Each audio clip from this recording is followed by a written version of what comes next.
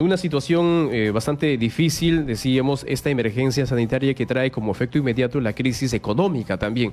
En tal sentido, se ha pensado, por ejemplo, en un impuesto a las fortunas, que desde el Congreso de la República precisamente están promoviendo esta. Esta se aplicaría a los patrimonios cuyo valor supere las 400 unidades impositivas tributarias a las personas naturales domiciliadas en nuestro país, a configurarse desde el 1 de enero de cada año según la reglamentación que efectúe el Ministerio de Economía y Finanzas. O sea, es por el exceso de 400 UIT hasta 1.600 UIT, ¿no? Impuesto a la riqueza, también se denomina el impuesto al patrimonio o el impuesto a las grandes fortunas. Y justamente estamos ya en la línea con la señora Mirta Vázquez, congresista del Frente Amplio, que finalmente son los que han presentado esta propuesta, para conversar acerca de este impuesto a las sobreganancias o el impuesto a las grandes fortunas. A ver, vamos a darle la bienvenida. Congresista, buenos días.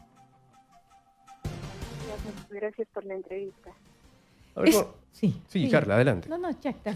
A ver, congresista, para que nos pueda explicar precisamente ustedes, siendo las promotoras justamente de este proyecto para poder gravar las fortunas, para que nos pueda ampliar más respecto a este proyecto que ustedes están presentando, congresista.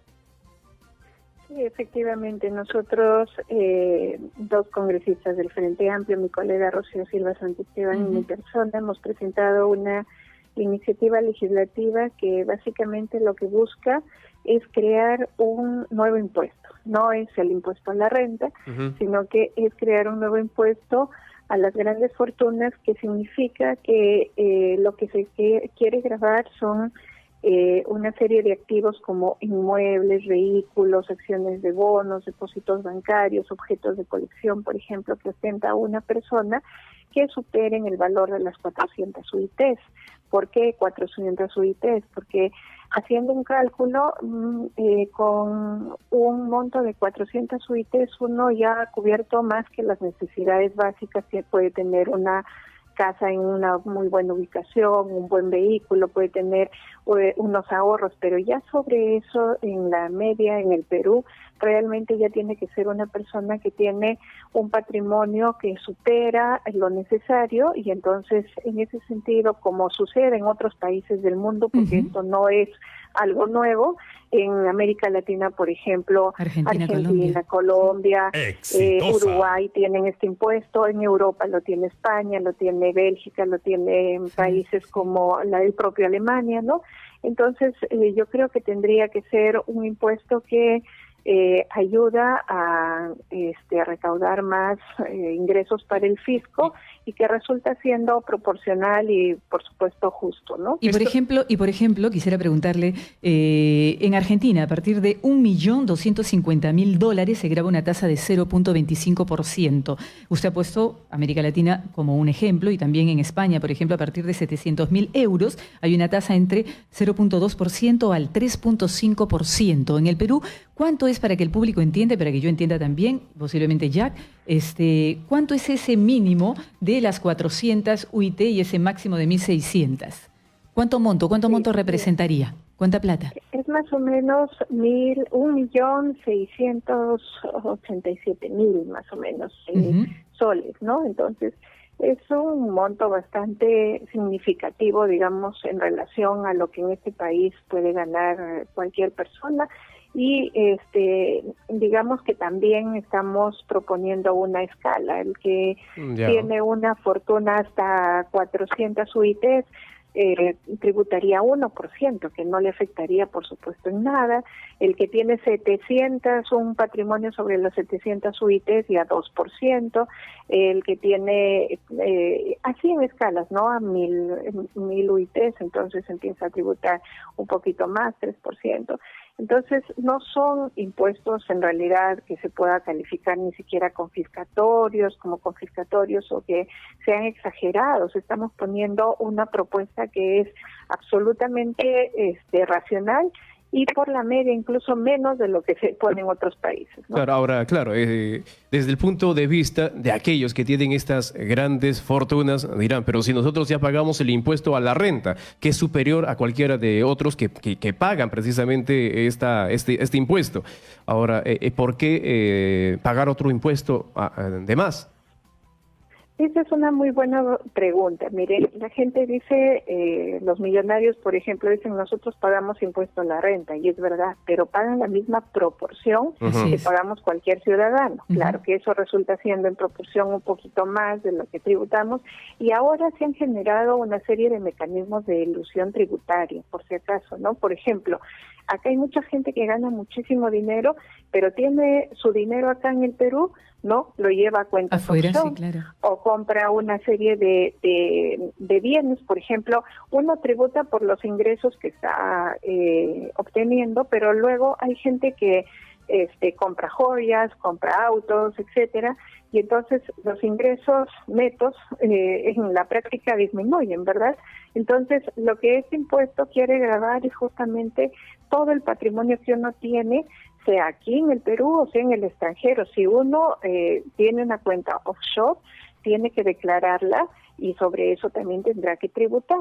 Entonces, esto también tiene que ir acompañado de mecanismos para evitar esa ilusión tributaria que ha habido por mucho tiempo. Ahora, si tiene una cuenta offshore es porque justamente no la quiere declarar, ¿no? No quiere blanquear ese dinero dentro de lo que es su patrimonio en el Perú. En el Perú la presión tributaria, señora Vázquez, apenas supera el 14% del PBI, y en el promedio de América Latina es de 23%, y en los países de la OCDE, lugar al que quiere entrar Perú hace mucho tiempo, es 34%. Y yo le quería preguntar, en Perú predominan los impuestos indirectos, que es lo que pagamos todos, sobre los impuestos directos, que son los más bajos que se pagan, que son las rentas de las empresas. ¿Y cómo conciliar eso, no? Porque al final, en el Perú, en las 2 últimas décadas, la mayor cantidad de impuestos las hemos pagado nosotros los consumidores. ¿Usted cree verdaderamente que las empresas y las grandes fortunas de este país van a querer pagar un porcentaje de sus grandes fortunas si de alguna manera el Estado y las grandes fortunas han estado siempre protegidas y se les ha entregado grandes privilegios a lo largo de los años en casi todos los gobiernos que hemos tenido? ¿Por qué cree usted que esto podría cambiar ahora? Sí, es justamente lo que usted plantea. Básicamente es que tenemos que romper con esa suerte de protección a las grandes fortunas, a los millonarios, a los grandes ingresos. En el país, quien sostiene, digamos, la renta del país somos cada ciudadano, que pagamos nuestros impuestos indirectos, y nunca se ha querido tocar, y esta es una buena oportunidad para tocar a aquellos que están protegidos. Hay varios mecanismos que se tienen que utilizar aquí, por ejemplo, ¿no?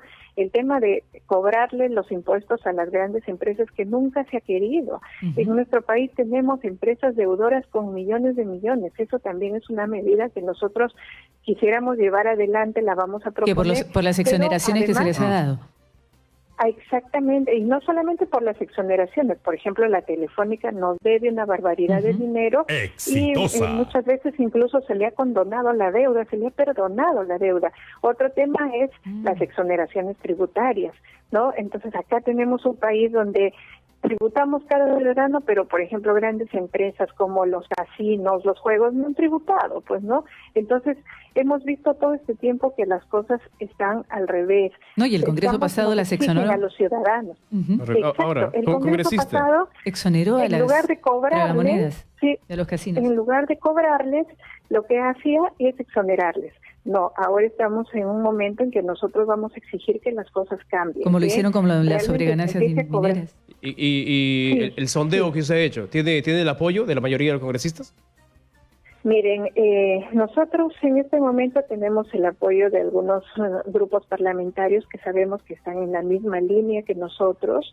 Hay grupos, bueno, como el FREPAP, por ejemplo, ha presentado proyectos de ley para que también se cobre los impuestos a las grandes empresas, ¿no? Nosotros esperaríamos que la ¿Qué otro partido? ¿Qué otro partido que no sea de izquierda apoya? Mire, en este momento nosotros recién hemos presentado la iniciativa y creo que es el momento de que los partidos realmente puedan mostrar qué tanto están comprometidos con este país. Ahora, para que quede claro, y con eso finalizamos, congresista, ¿esto sería de manera, en tanto dure la emergencia o de manera permanente? No, esa es la diferencia, ¿no? Que nosotros estamos planteando un impuesto que quede de manera permanente, claro. Porque no solamente es paliar la crisis, El tema es reducir desigualdades.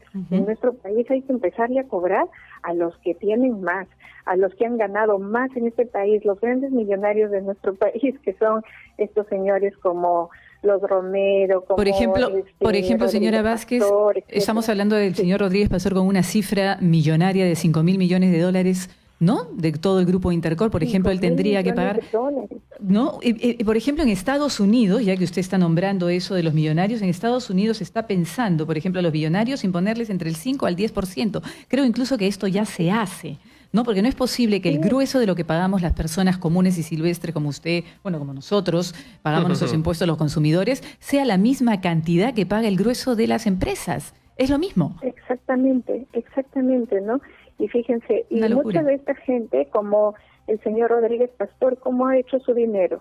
Con empresas como los bancos, Interbank, que le cuestan, pues, en realidad sacan el dinero de muchos ciudadanos a los que les cobran la cantidad de tasas que quieren, ¿no? Entonces, o el señor, exitosa.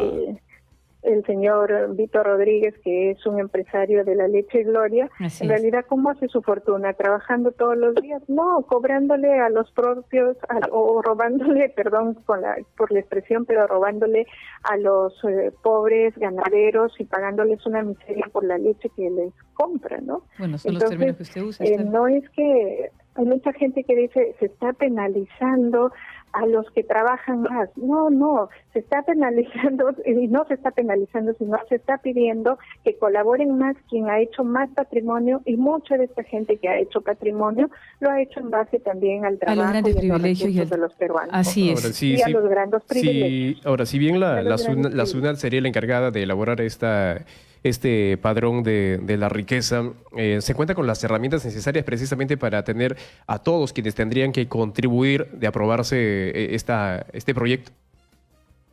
Hay algunas herramientas que ya están desarrolladas. Nosotros acá podríamos fácilmente con los registros, cruzando información de SUNAT,